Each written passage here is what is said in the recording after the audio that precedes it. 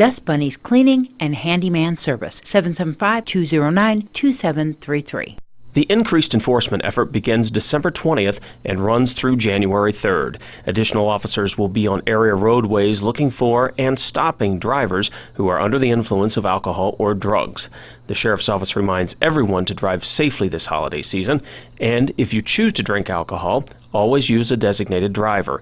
They also say using prescription medication or marijuana and then driving is also illegal and will land you in jail.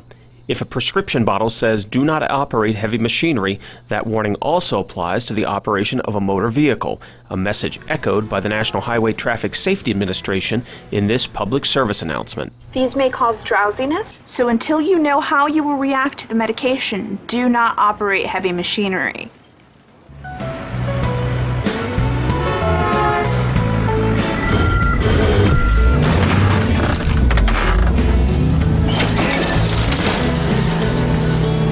Like your car. Oh, totally. There's more than one way to be under the influence. Another great way to stay safe on the roads is to wear your seatbelt. In a statewide Click It or Ticket event held around the Thanksgiving holiday, the Nye County Sheriff's Office joined other agencies in a focus on seatbelt violations.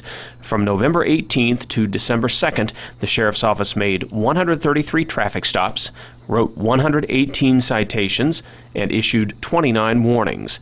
The total fine for a seatbelt violation in Pahrump and Tonopah is $75. In Beatty, it's $115. And the Sheriff's Office reminds everyone that seatbelts save lives. For News 25, I'm Brad Francis.